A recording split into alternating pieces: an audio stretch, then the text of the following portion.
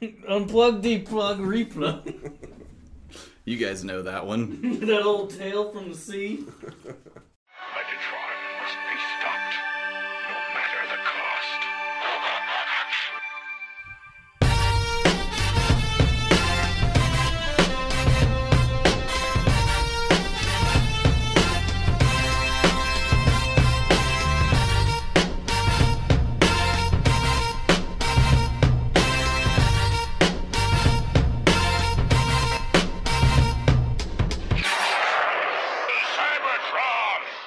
Hello, ladies and gentlemen, and welcome to the Autopod Decepticast. This is your weekly podcast that delivers a minute-by-minute breakdown of the 1986 Transformers movie. We are up to episode 59, fellas, which means we're covering the 58:01 to the 59-minute mark. This is your host, Aaron, speaking, and to my right are two men who, like a fat surgeon living with a hernia, are trigger-happy for the white stuff. In fact, just the other day, Caleb was saying to us, "When I was your age, I lost on Jeopardy!"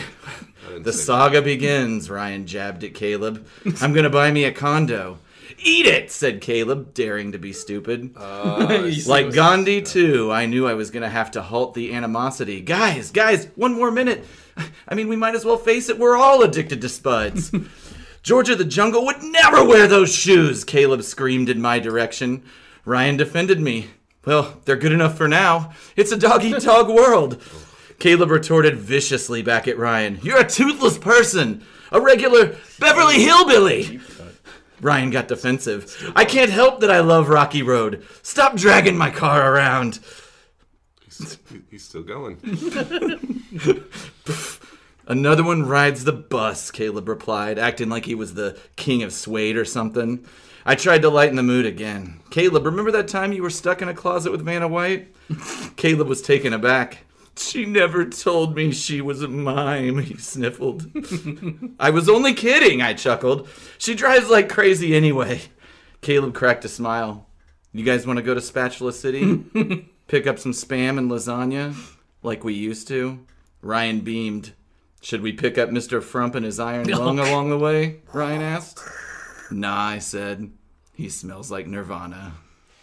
Well, I guess that deserves a little Tennessee Williams or Arthur Miller. I'm sorry, you're Arthur. How long did that take you? Why can't I be, what's the Hamilton guy? I don't know. I forgot his name. Yeah. Shit, that guy. Who cares about that lowbrow stuff? Let's talk about that is significant cultural. So alternatively, I thought I could just, it almost is like a storybook, like at the beginning when I say, "In fact, just the other day," Caleb was saying, and then there's a sound effect, blah, blah, blah, blah, and then he just reads it. We do our parts. I think if we have time, we can try it maybe, but or just let it ride. I think it'd be easier to edit this bullshit. I liked that what you just did. I think what you just did works better than that. It also coincides with my desire not to read it. All right, so you guys want to actually introduce yourselves? I am Ryan. I'm Caleb, and we went and saw Weird Al. That was what inspired that little intro there. Was that 2 weeks ago? Oh gosh, yeah. He was at the last time I saw you. He was at the Galois. He's on his tour where he's based.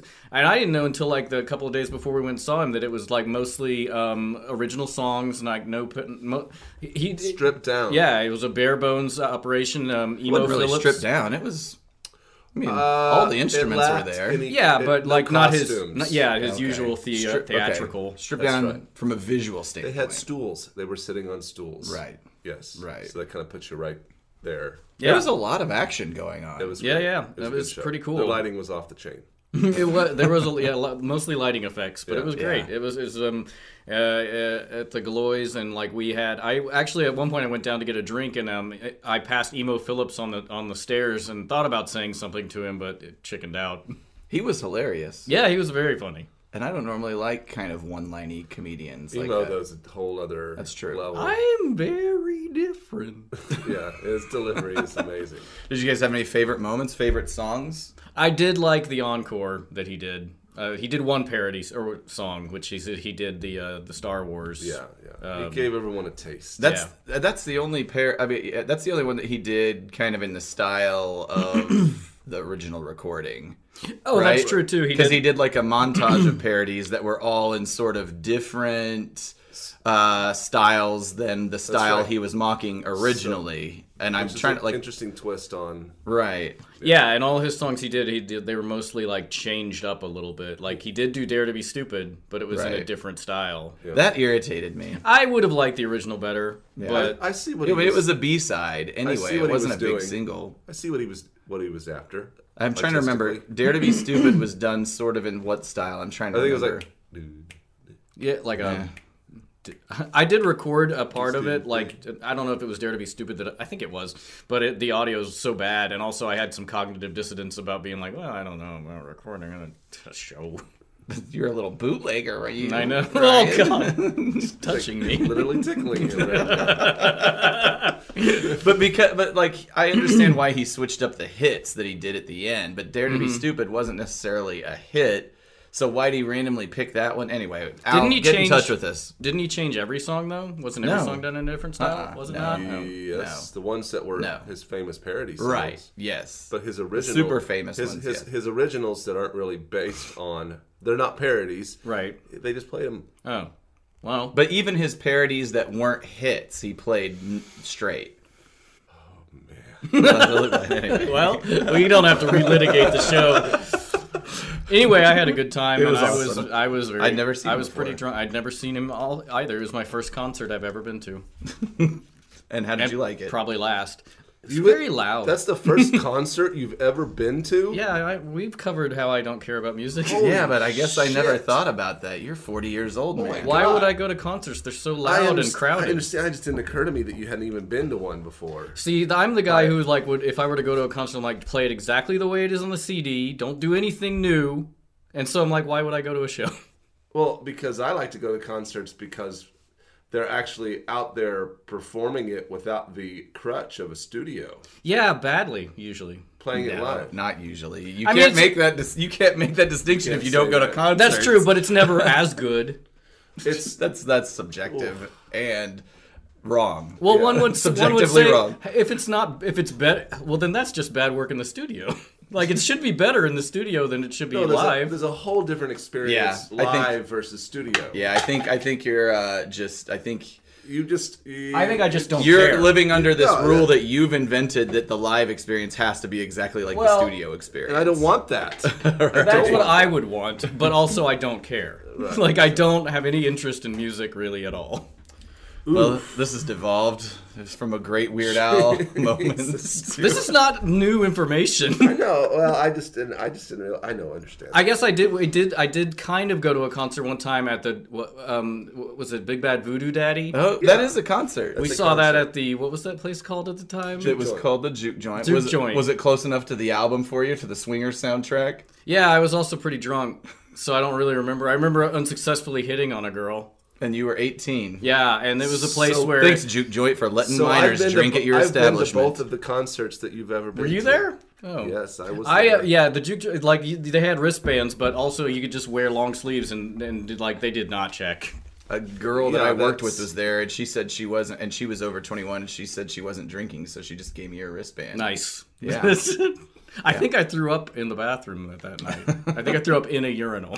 I do remember when we got home from that. Ryan and I were roommates at this time, and we had a recliner in the living room, and I remember waking up at some point in the night, and you had fallen asleep in the recliner, but it had tipped over on its back, and so I came out, and your legs are just dangling in the air. I like also that you're like, well, I guess maybe he'll choke on his own vomit. Back to bed. I didn't even think of it. So, all right. Well, maybe it's time to recap the last episode. Yeah, why? You know, what's the point? Music's bullshit.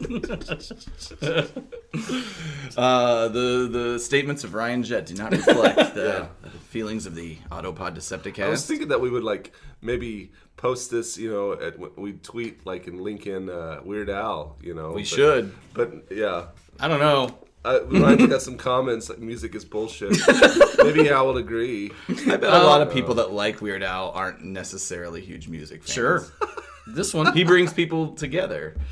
So, in addition to having an amazing time with our friend Mike Seibert, That was a great episode, great interview, lots of chit chat.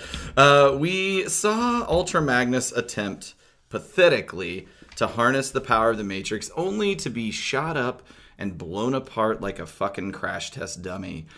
And with that, Galvatron took possession of the Matrix and plans, it seems, to use it to dispose of his own master, aka Unicron. So right as we kick off the top of this minute here, Galvatron states that with this, he's going to make Unicron his slave. And Unicron is not into it. Because Unicron can see and hear everything Galvatron does, he screams in anger. So we touch on this a little bit, and have probably said it several times, but since here we are in the movie, why doesn't he torture Galvatron? What's our theories? I thought of this too, and before I think we had speculated that because he's in proximity or has possession of the Matrix, that offers some kind of protection. Right. But then I remembered, spoilers, whenever Galvatron literally has it around his neck inside of Unicron, he gets tortured. Oh, is that right? Okay. Because that's what he does to torture him to make him attack Hot Rod. And also, it would stand to reason that even though Ultra Magnus couldn't open it, it would be fucked up if the Matrix afforded Galvatron some kind of protection that it did not afford its rightful heir. Maybe the Matrix doesn't care. In the comics, it is interested in evil. That's true, yeah. So, yeah. So really, what would you call this? Just like a fuck up? I think this is, again, just another because movie point. It's like, I don't know how it would work if he tortured him. Like, why would... Yeah, I think they just have to do it to get to the movie. Sure. So I'm going to play this, and I'm going to turn the audio back on so we can hear it. I'm going to ask you guys if you remember where the sound... Okay, listen to the Unicron sound effect and tell me if it rings any bells. Unicron, my master. With this, I shall make you my slave. So do you guys recall that sound effect? I believe that is the Millennium Falcon blasting off of sound. Oh, if it is, that's interesting. That's not where I was going with it. What are you going If that is, though, I want to know more about that. Remember the scene back at the right after Optimus Prime died, and the Matrix was passed to Ultra Magnus. Mm-hmm. Then you saw a scene of Unicron getting mad. And I think he exploded. So he ultimately exploded and made that same exact sound. But while you were looking at those TVs, you heard that sound effect like 2 or 3 times.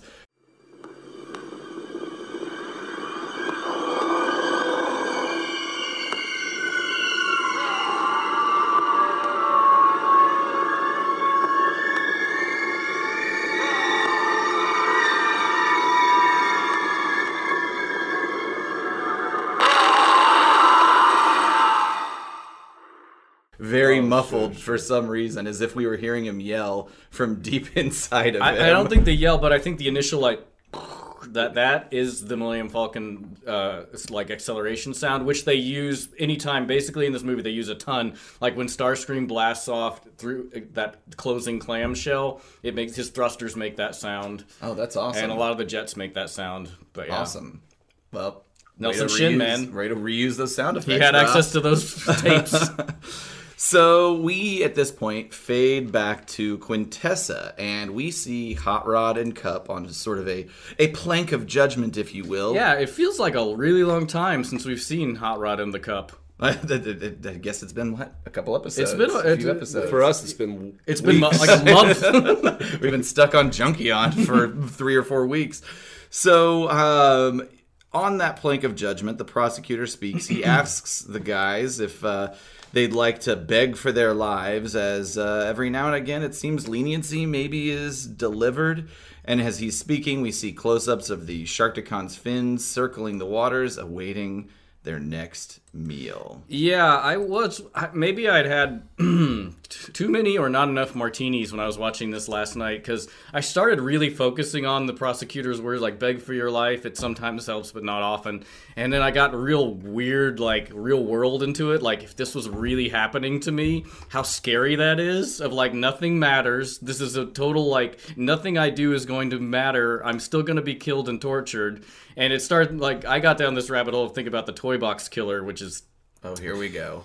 David Parker Ray. He course. captured. Yeah. I like Ryan's acting like he doesn't want to talk about it, but we all know he's gonna talk about it. Oh, I definitely want to talk about it. Anyway, it's a toy box killer. Nobody seems to know who this is, but I think it's because it's so gross. But he built like this elaborate torture chamber where he would kidnap women and do awful things to them. But he had them like restrained when they would come to. He had an audio tape he would play about the rules of what they have to do, and it just reminded me of this, of like someone telling you what's going to happen and nothing you do matters. And I just got real weird with it. Anyway, just like it got so scary. Now I'm really weird with it. Yeah. Okay. Anyway, go look that up Ryan. at work. Nope. That's unsettling. Yeah, so being confronted with death would be a bad thing. That Nobody I guess likes if you that. want to boil it down to that, I sure. mean, what if you're captured by ISIS and you're facing a sword to the neck? What is... It's the same, all the same difference. It's all the same. Are they operating in All Springfield? of it's the same. It's all the same. It's all the same. Those moments before you're snuffed. It's not all the same. Well, I mean, that's all. We all are going to experience that moment. I do before think about more before often. Wait, what? We're going to experience what moment? ISIS? Yeah, all of or us are a definitely Sharkticon tank or a torture chamber? It may not be via murder. It might be via the hands of the time. The hands of The the time. ever-revolving clock. Morris Day in the Time is going to It's gonna kill him. That would be Jungle the way, Love? That's the way I would want to go out. Who would swing the proverbial axe? Morris Day himself? Probably. I would hope it'd just be a band like a whole band just beat down on me. You know? Oh, wow. Oh, see, in my mind, it was like a pit or like a pit in the pendulum thing where there's that big like knife that's No. like swinging back and forth while you listen to the song, and then at the end it cuts you in half, Okay, well that's pretty twisted, but yeah. like a metronome. I was just hoping I'd just get hit in the face with it on microphone. You want to be beat to death? That sounds awful. Yeah. Even if it is Morris Day in the time. Well, now you all know how we all want to go. Except for me, and I'm going to just move on. It's all fucked up. Old age in my bed. It's all fucked up. So, a question I have about this scene is, why are they both getting to go at once? It's interesting that they It is just interesting. doubled up on this one when they, as far as we know, have been doing singular drops to this point. But do they bundle it up by when they capture you? I don't know. Those are the rules of the court. Is if you're captured together, you have to go together. That's the toy box killer That's playing right. his tape. That's right. He did keep multiples at one time. Hot Rod and Cup up close. They're looking at the courtroom with what could only be described as contempt. Trying to transform. Cup notes that they cannot transform. Hot Rod states they should keep trying. The judge commands them to shut the fuck up, or they're going to face contempt of court, which is like, What's the worst? What are you going to do? Kill me? Put me It's back like in the that, cell? It's like that joke when you're quitting a job. What are they going to do? Fire me? Yeah. So, yeah. So, Hot Rod delivers a classic line. Classic. Ryan, you want to? You can't have it back. You want to deliver it? I have nothing but contempt for this court. I love the design of the Quintessa face masks, by the way. Oh, they're great. They Flora are. Dairy, yeah. Every face is great. I love it. I feel like these characters on this planet in particular, like the people running the show just said, Flora Dairy, you just do whatever. Go balls out. It's like you do get crazy. And they just let it ride. So the prosecutor continues to ask the judge, guilty, innocent, and then the judge reveals it's fifth face. The death face. The fifth face. And reveals the verdict, which is innocent. And with that, the plank drops out from underneath Hot Rod and Cup, and they begin their descent into the Sharkticon pit.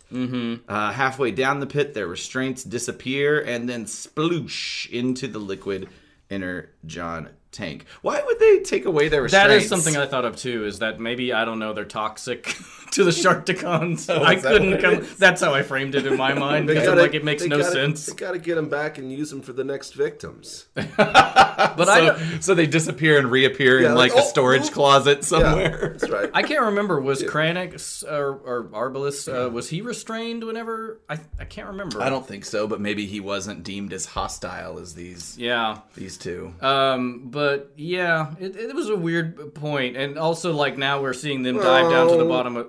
I just thought it was strange. Well, it keeps them from transforming. That's That's true. maybe. But how do they know they're Transformers? Because they got wheels and stuff, and they're like, what the fuck else are you going to do with Yeah. these Maybe the things? Alicons told them because they rolled up to that swamp in vehicle mode. Well, and also, fast forward into the future, into the television show, we learned the Quintessons are Built the Autobot, the Transformers, yeah. So there you go. That's We true. already knew that shit. So They never, made they were them. like, I see an Autobot insignia on him. Put on- You think he's a Transformer? Put the loop on him. The loop thing. Put the glowing hula hoop around But then why'd him. they release the hoop? And the only thing I can Right. really get at is maybe they want to see a struggle that they feel Sure. will ultimately end in It's- their it's- death, no yeah. matter what. Maybe it's a gladiatorial kind of thing. Yeah. It is in my script. Oh, interesting. Okay. Well, we'll get to that.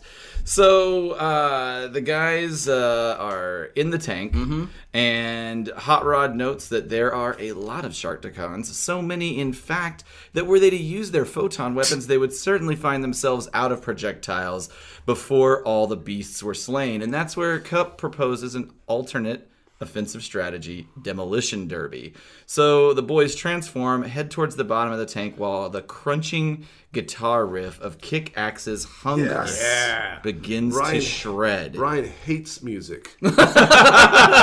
I would say I think you like nostalgic there's an addendum. I would the only if music were to disappear from the world, the only thing I would miss about it is in movies.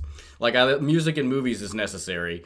Because I do love this song in this part, but also like this is a bit of a digression, but John Carpenter's Halloween, they did a rough cut of it and showed it to audiences before he had time to put in his score, and people did not find it scary. And then Sure. after he put in the music, it really like heightens it to that level. So yeah, I'll let music So exist. as far in as it movies. sets the tone for a You're more saying- visual medium. Yeah. You're saying that music helps set a certain emotional or mood. Is that what you're saying? That is what I think. But that's it what I'm can't getting do at. it independently Yeah, of cinema. Yeah. It's an augmentation. So every live band that has ever performed needs to do is have a giant screen Yeah. with a movie running in the background, Yeah. So and If maybe would Ryan. you come see me actually play music live if I like? I- If it was first of like all- to score, if it was like kind of if I was scoring, or I know what you want me to be the guy that plays the organ for the silent movies. That would be amazing.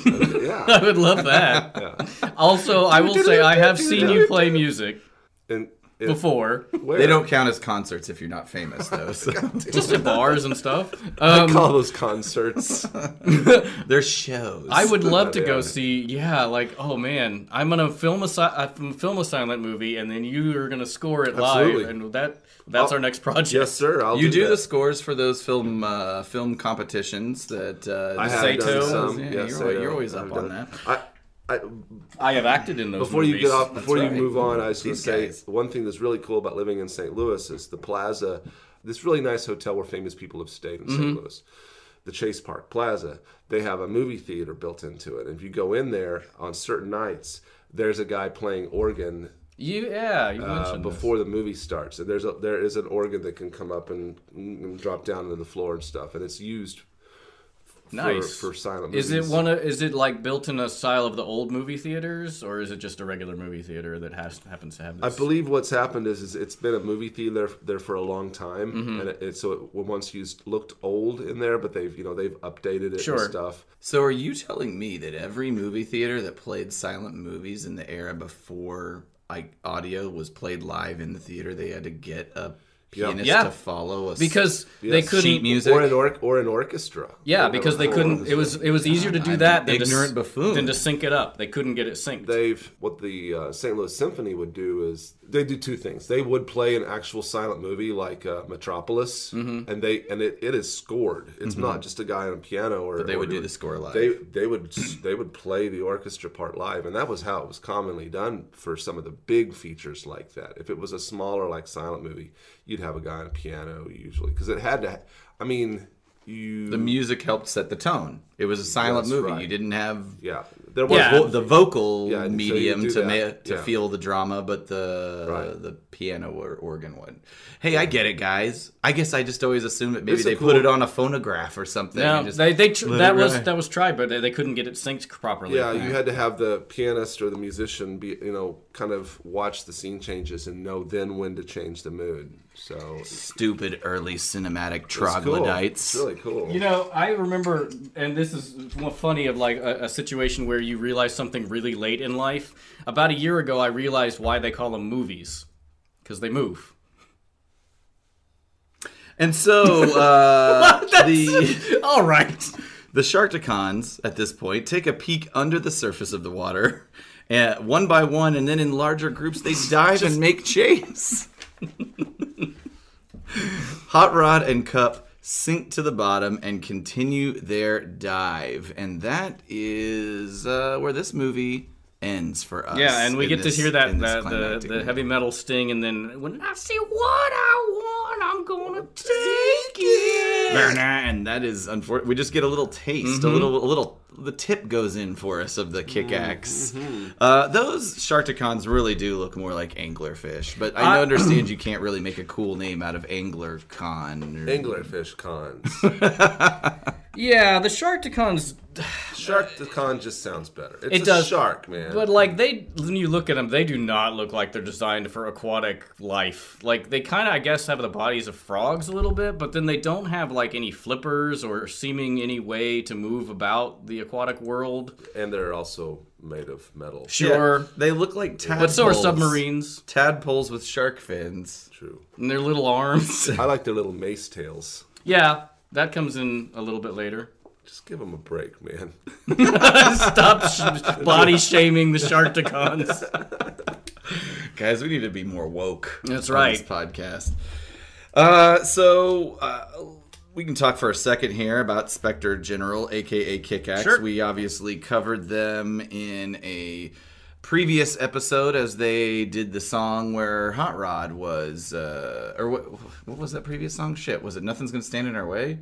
Not tonight. And that's the song when Hot Rod drops into the original Energon Ocean. Yeah, there's every time you go underwater, it has to be heavy metal music is playing it down there. Specifically Kick-Axe, a.k.a. Spectre General. That's why we haven't heard much from them, is because they were like, we're only going to play underwater scenes in movies. That's all our music's going to be, man. They invented the platform of aquatic rock. Oh, I love it. It's 3 songs. But there's no, like, blub blub blubs. Like when I think of aquatic music, I think solely of World 1, 2 of Super Mario Brother.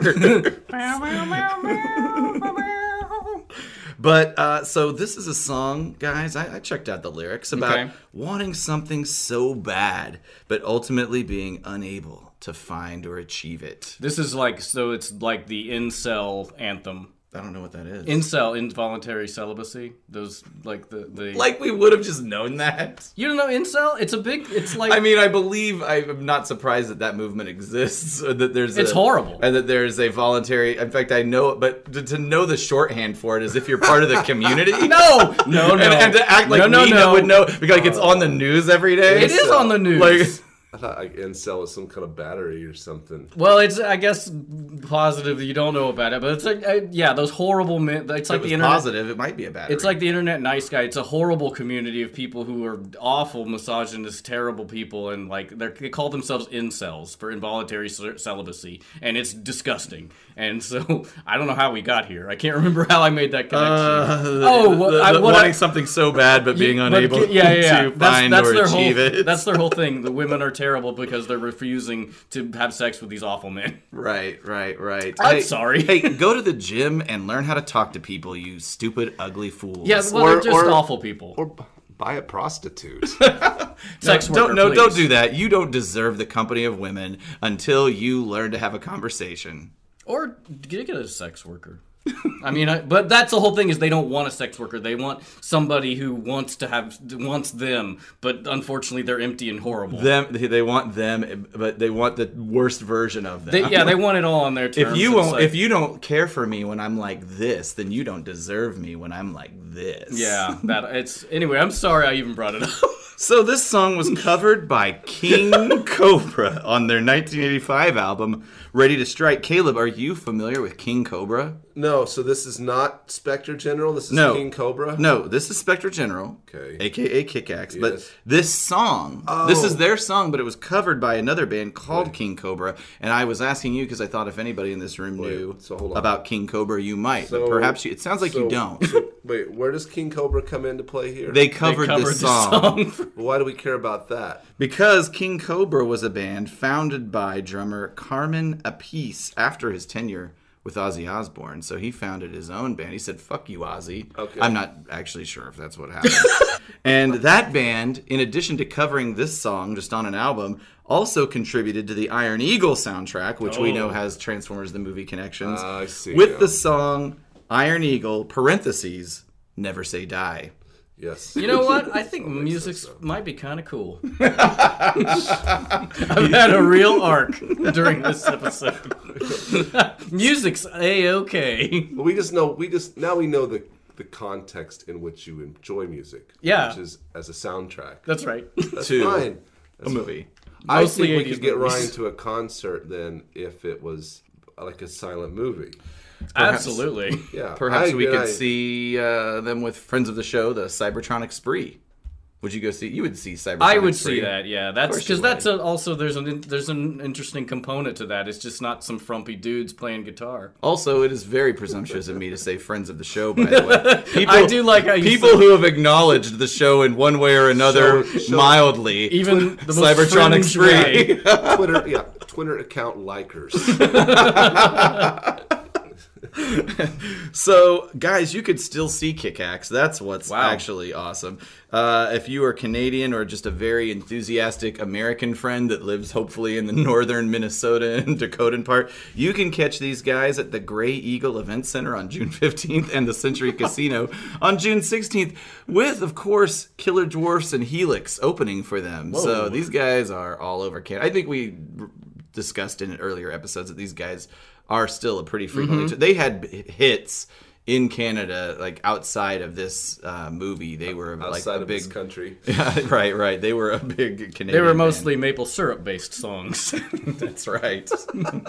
That is offensive to Canadians. I want to walk that back. It was all about the maple syrup and also giant tariffs on American chicken. Well, I see what I want. I'm gonna take it. It's like fork in a pancake or something. It's a whole bottle on a short stack. Ooh, food porn. Stupid fucking Canadians. Wait, did I say that? The views of Caleb Carter are not representative. Not indicative of the Autopod Decepticast. So, guys, I think that means it's time for some Deviations. For the listener familiar with the format of this show, Aaron Thweet speaking is going to go first, as he generally does not have as crazy a script, and I'm going to guess that Ryan has something a little more nutso than what I have. So, And then I listen attentively. that's right. That's Caleb. Caleb has a great role, and he he has input, and feedback. Right. So while Hot Rod and Cup are on the plank, instead of whispering to each other about not being able to transform, instead, Cup we get a little payoff on that whole missing part scenario. Cup says to Hot Rod, "Remember when you put me together today?" And Hot Rod says, "Sure, that's all I've got to think about." And then Cup says, "I know what part you forgot." And so then the sentencing takes place, the fellows are dropped to their doom, and Cup, because of the, quote, missing part, is able to double-jointedly slip out of the restraints. And then Cup says, "That doohickey you lost was part of my shoulder socket. Watch this, lad. Without it, I'm as double-jointed as Houdini," which is gotta be a dated reference for Cybertronian 2005. Cup shoots off Hot Rod's restraints then, and Hot Rod says, "Wish you'd figured that out sooner." And that's how they got out. And Thanks were a able lot to, dickhead. Dickhead. It seems like I think it would be appropriate funny timing if to Cup me. was. Wow. Remember how does Cup ask the question? What does he say? Remember when you put me together today? I know what parts you forgot. So it'd be funny. Remember when you put me together today and Take two.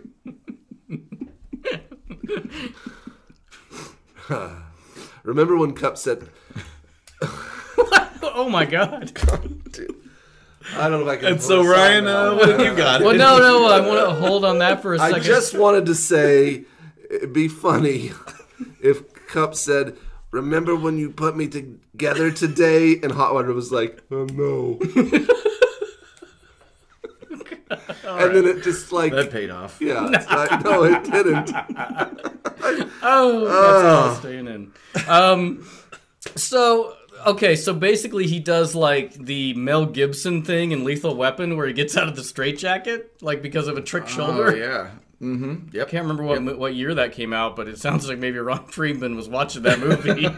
I like this crazy cop I like character. this Riggs. I bet he says terrible things to women and Jews. What if Hot Rod is actually based on Riggs from Lethal Weapon? And of course, Cup is the Danny Glover character. I'm getting too old for this shit. Oh, I'm gonna rewatch the movie with that as my Diplomatic point of reference. immunity. It's been revoked.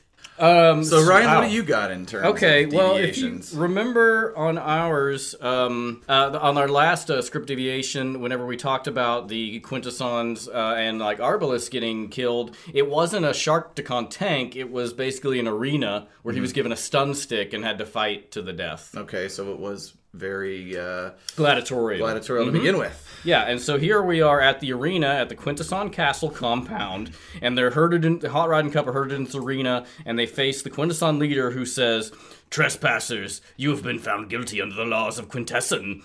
And then the Sharkticon guards hands them each a long stun stick, clacking at them gleefully, licking its fangs with a forked steel segmented tongue. Which is a little gross.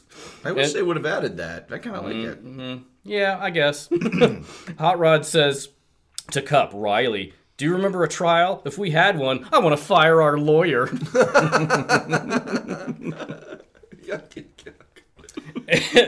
And then Cup hefts the stun stick and says, their heads seem their only soft spot, lad." Which I don't understand that They're sentence all head. at all. Yeah. And then turns to Hot Rod, very solemn, and I thought this was interesting. It says, "Till all are one." And this comes in a couple of That's these episodes. That's what people say when they're accepting death. Yeah. And Hot Rod, "Not so fast with that farewell stuff. I have an idea." And then we angle on the lead Quintesson. He rotates to the death's head. "Therefore, I now sentence you both to..." And then Hot Rod twirls the stun stick like a quarterstaff, exploding the heads off of two Sharkticon guards, and twirls it and forces it at the ground, and then like it runs like a pole vaulter. Hot Rod shoves the end of the stun stick into the ground just ahead of several Sharkticons, and it explodes and shoots him into the sky. Whoa. Yeah, and then he like launches toward the lead Quintesson in the tower, in parentheses, or grandstand. He can't decide. This comes in a lot, whether it's a tower or a grandstand. I don't know. And then the Quintesson face starts rotating, and Hot Rod vaults into the shot, landing right beside the lead Quintesson and pins him against the wall using his stun stick in a horizontal position across the lead Quintesson's neck. And if you remember, this is still going off the fact they're bipedal, I think, in this script. It's still fluorodairy. And then on Hot Rod and the lead Quintesson, as the Quintesson face rotates to the angry expression, he says, "You cannot escape!" And Hot Rod says, "Maybe not, but neither can you!" And that's where we'll stop for that episode. Very action-packed. Yeah.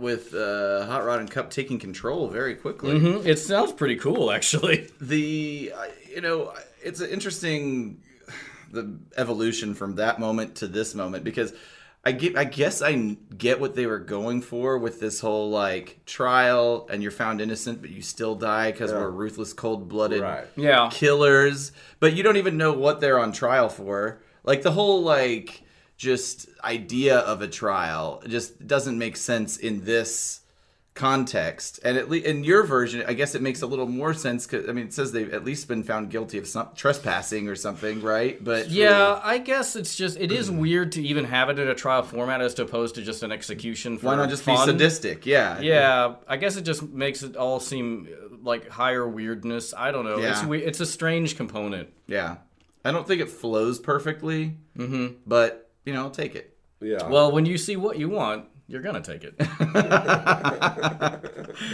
On that, I think it's time for that little ghost to visit us that does every now and again. So, okay, we can... I'm the ghost of the Caleb, what's your iconic moment of this minute? Well, I do think it's pretty cool when they splash into the water. Good animation. Great. Good water, hand drawing skills. Yeah. I'm into it. All right. Ryan, what do you like? I mean, it's probably maybe my favorite line in the movie. I have nothing but contempt for this court. That's a good one. I wish I'd have picked that one. I want to make a shirt that shows Hot Rod and it just says nothing but contempt. Maybe 'Cause I fucking hate that guy. I like him now. I think he's coming into his own. I don't really hate him. Yeah. You could do it in the style of Shepard Fairey and have contempt be the word below it. That meme isn't played out a decade ago, I'd like to right? have him like dressed up as Matlock, or Perry Mason, or That's pretty good. what's the Boo Radley? What's that book? To Kill a Mockingbird with Atticus Finch Yeah, As played by Gregory Peck. yes, we could go there too. or Clarence Darrow. Mm-hmm. Lots of famous lawyers, guys. I'm going to go with Matthew McConaughey from the best courtroom drama of all time, A Time to Kill. Where he's like, all right, guilty. I was just thinking. I was thinking of the T-shirt with the cereal where they make this scene, the Quintessos. I have nothing but Contempt for this crunch. Yeah. We'll put that one back on the website. Yep.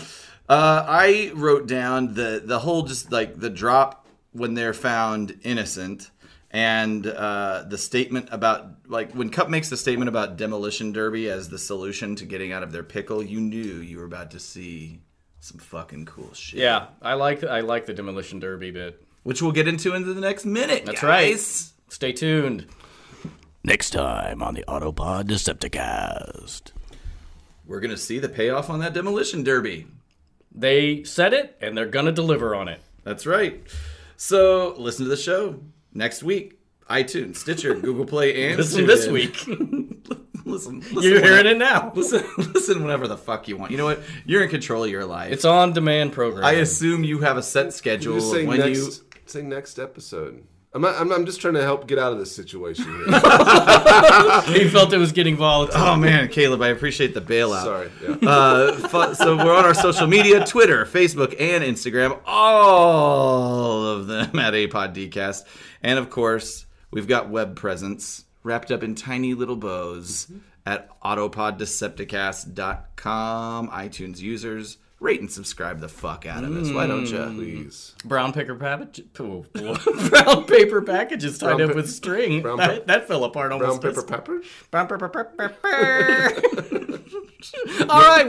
Remember when you put the Xavier to play? That was me making fun of you. Okay. Yeah, okay. Bye, everybody. Bye.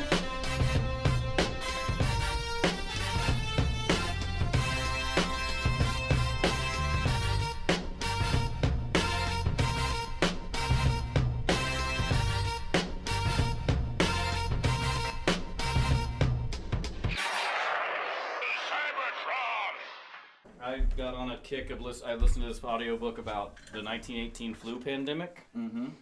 Man, It killed a lot of people. it killed 3 to 6% of the world's population. Yeah, not to mention during that time was also World War One, Yep. In fact, which was killing millions of people as well. they believe it started in a camp, like an army camp in Kansas, was the origination of it, and then they took it over to Europe. And yeah, it killed more people in 24 months than AIDS killed in 24 years. It killed a lot of people. Like 50 to 100 million. How did it, quote unquote, start? Like, I mean, what was special about it? It was just H1N1. Okay. H1N1's been part of 2 flu pandemics. Basically, it mutated and became extremely virulent, and it was so virulent that it burned itself out and mutated into a safer form. But it was interesting because, like the flu that we have this year, it killed mostly healthy young adults, like in 30s, 40s, as opposed to children and old people, which most flu kills. And the reason was it was so virulent that their immune system put up such an aggressive fight, it burned their body out. Like there were people that didn't even know they were sick and died of it, like within like a day. Wow. But it like fluid in the lungs mostly was what killed them, or the secondary infection of pneumonia, like Caleb had. Fascinating stuff. I'm glad that I've never had pneumonia.